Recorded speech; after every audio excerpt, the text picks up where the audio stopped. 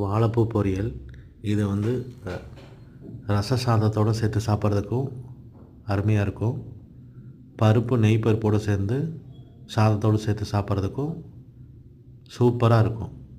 அதுக்கு கடாயில் 2 table spoon oil விட்டுக்கலாம். இது நல்லா ஹீட் ஆனதுக்கப்புறம்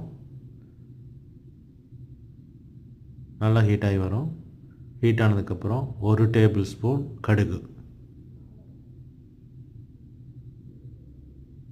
அது நல்லா பொரிஞ்சு வந்ததுக்கப்புறம் 1 டேபிள் ஸ்பூன் உளுந்து போட்டுக்கலாம்.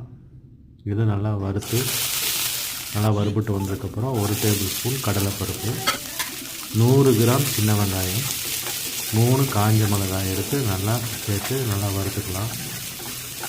இது நல்லா வதங்கினதுக்கப்புறம் ஒரு கொத்து கருவேப்பிலையை ஆட் பண்ணிக்கலாம். இதோட சேர்ந்து இதை நல்லா வதக்கி விட்ருங்க. அதுக்கப்புறம் நான் இப்போ ஒரு வாழைப்பூவை எடுத்து மோரில் 1 டீஸ்பூன் சால்ட்டு போட்டு நல்லா ஊற வச்சுருக்கேன். 1/2 மணி நேரத்துக்கு நல்லா ஊற வச்சு எடுத்தால் தான் இதை நிறம் மாறாமல் இருக்கும். ஒயிட்டாக இருக்கும், இல்லைன்னா கருப்பிடிச்சிரும்.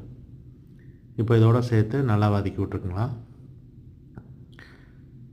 லைட்டாக வதங்கி வரும்போது 1 டேபிள் ஸ்பூன் மஞ்சத்தூள் ஆட் பண்ணிக்கலாம். நல்லா வதங்கி வந்ததுக்கப்புறம் 1 டேபிள் ஸ்பூன் மஞ்சத்தூள், தேவையான அளவு சால்ட்டு 1/4 டேபிள் ஸ்பூன் சேர்த்து நல்லா வதக்கி விட்டுடலாம். நல்லா வதங்கி வரும். ஒரு 5 மினிட்ஸ் நல்லா வதக்கி விட்டுடலாம். அதுக்கப்புறம் ஒரு மூடி போட்டு கடாயை மூடி போட்டு ஒரு 10 மினிட்ஸ் ஆவிலே வேக விட்டு எடுத்துடலாம்.